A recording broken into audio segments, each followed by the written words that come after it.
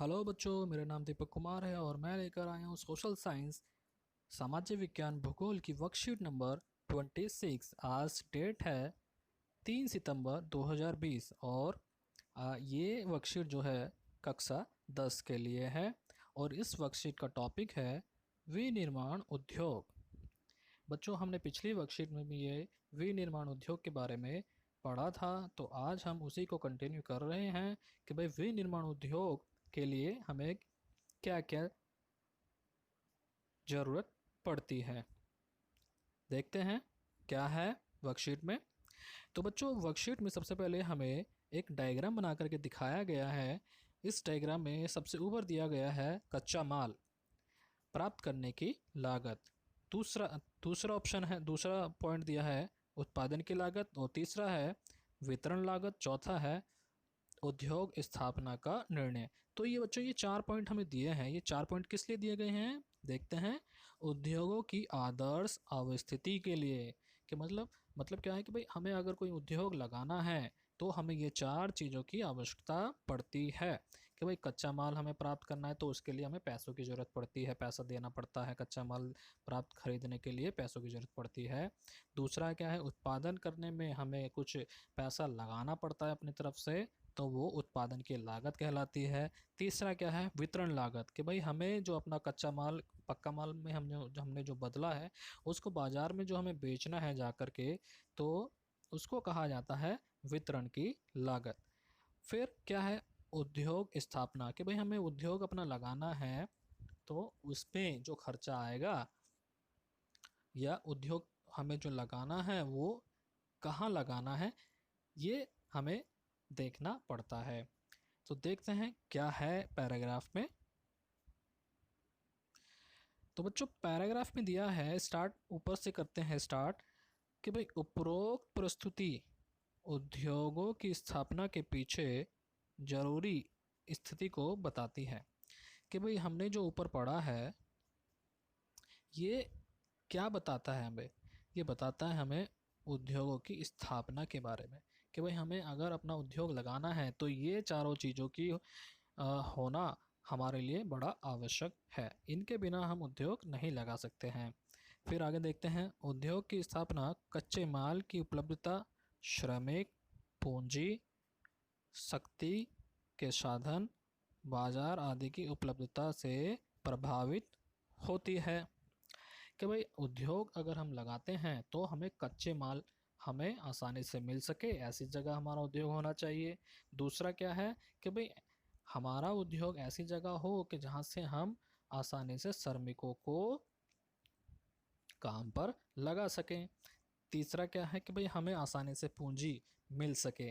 चौथा क्या है, शक्ति के साधन। शक्ति के साधन का मतलब क्या हुआ कि भाई हमें बिजली पानी की सुविधा आसानी से मिल सके और बाजार की उपलब्धता भी हमारे उद्योग के आसपास ही हो। तो आगे देखते हैं क्या लिखा है। हालांकि सभी कारक हालांकि सभी कारक एक जगह मिलने संभव नहीं होते हैं।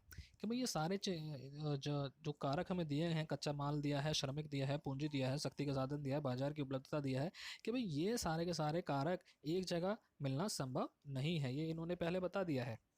और हमें भी पता है कि सारी चीज़ एक जगह नहीं मिल सकती है।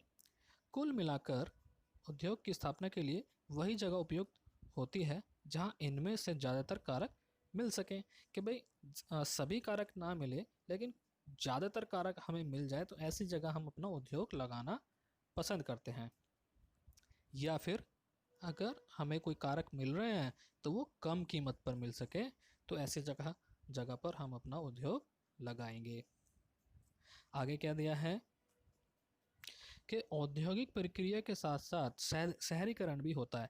कि बच्चों, जब हम अपना एक उद्योग लगाते हैं तो उसके आसपास में आप देखते होंगे छोटे छोटे उद्योग या छोटे छोटे घर बनना शुरू हो जाते हैं। क्यों हो जाते हैं शुरू बनना, क्योंकि बच्चों इस फैक्ट्री में या कोई फैक्ट्री में हम काम करते हैं तो हम भी अपने घर से फैक्ट्री में जाते हैं। तो ज़्यादातर लोग क्या होते हैं कि भाई उस फैक्ट्री को जाने के लिए कि भाई इनके पास इतना टाइम नहीं होता कि भाई फैक्ट्री में भी जाएं और घर भी वापस चले जाएं।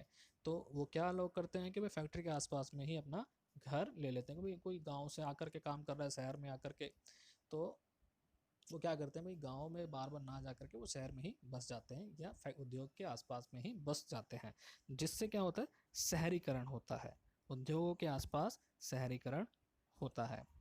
तो जब शहरीकरण होता है तो भाई उसके आसपास में और भी सुविधाएं का विकास होने लगता है, कि भाई लोग ज़्यादा बसेंगे तो यहाँ पे सुविधाएं भी ज़्यादा होना शुरू हो जाएगी।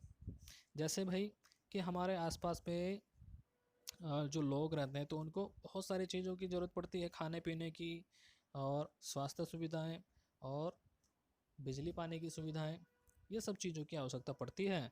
तो इनका विकास कहाँ से होता है, शहरों से ही होता है। आगे देखते हैं क्या लिखा है।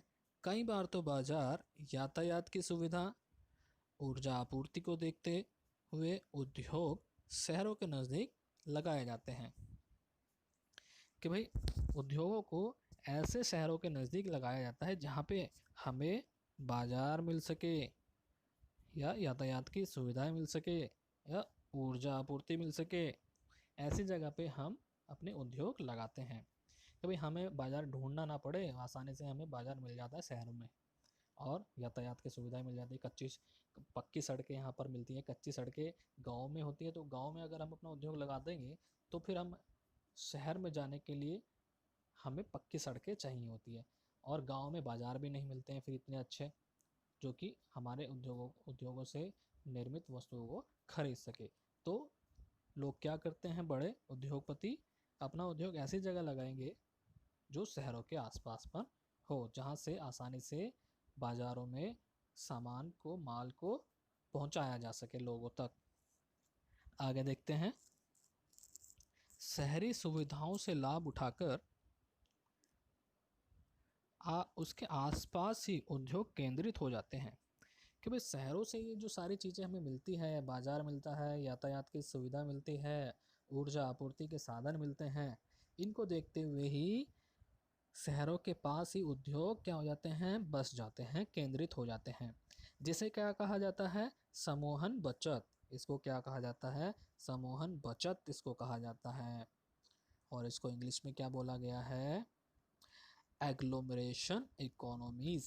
इसको बोला गया है एग्लोमरेशन इकोनॉमीज, मतलब समूहन बचत। शहरों के पास में ही उद्योगों का लगाना समूहन बचत कहला जाता है। समूहन बचत का मीनिंग क्या हुआ, कि भाई हमें दूर ना जा कर के हमारे उद्योग के पास में ही हमें बाजार मिल जाता है, जिससे हमारी बचत हो जाती है। और कई तरह की बचत होती है जिसको हम समूहन बचत के नाम से जानते हैं। तो बच्चों हमने पैराग्राफ पूरा कर लिया है। आइए हम देखते हैं क्वेश्चन आंसर, अपने क्वेश्चंस को और इनके आंसर ढूंढने की कोशिश करते हैं।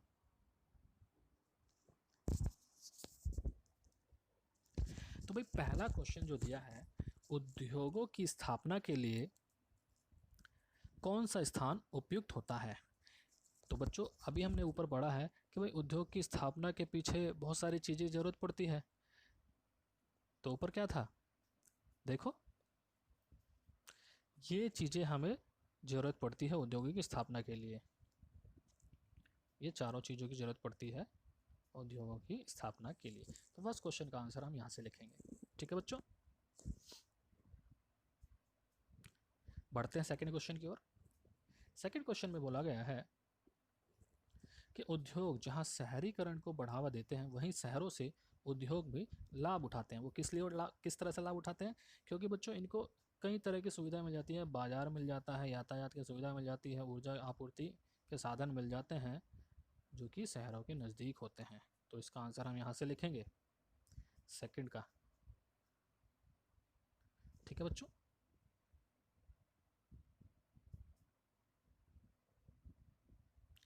थर्ड क्वेश्चन का आंसर देखते हैं। उद्योगों के विकास में बाजार की उपलब्धता कैसे मदद करती है। तो बच्चों अभी देखा है हमने कि भाई अगर बाजार नहीं होगा तो हमारा उद्योग विकास विकास नहीं कर पाएगा। कि भाई अगर हमने अपने उद्योग में तैयार माल इकट्ठा कर लिया है, और हमने वो तैयार माल क्यों इकट्ठा किया, कि भाई हम बाज़ार में जा कर के बेचेंगे और उससे लाभ प्राप्त करेंगे। अगर हम बाज़ार में वो सामान नहीं बेचते हैं तो सामान हमारे गोदाम में रखा रखा क्या हो जाएगा, बेकार हो जाएगा, ख़राब हो जाएगा, और हमें उससे नुकसान भी होगा। तो हम उत्पादन क्यों करते हैं किसी चीज़ का? उत्पादन हम इसीलिए करते हैं कि भाई हम ताकि उसको बाजार में जा कर के बेच सकें और बेचने के बाद हमें उससे लाभ मिल सके। तो भाई बाजार हमारे लिए होना जरूरी है। ठीक है बच्चों, तो ये आंसर आप खुद लिखेंगे सोच करके। नेक्स्ट क्वेश्चन है, यदि आपको किसी उद्योग की स्थापना करनी हो, यदि आपको किसी उद्योग की स्थापना करनी हो तो किन दो बातों का ध्यान आप रखेंगे? तो भाई सबसे पहले आप देखेंगे कि हमें ज़्यादातर कारक आसानी से मिल सके और कम कीमत पर मिल सके। ये हमने ऊपर देखा है, कहाँ पर? ये देखिए लाइन, यहाँ से ये लाइन शुरू होती है, इसका आंसर आप यहाँ से लिखेंगे। ठीक है, क्वेश्चन नंबर 4 का आंसर। तो आज हमारी वर्कशीट कंप्लीट होती है। Thank you.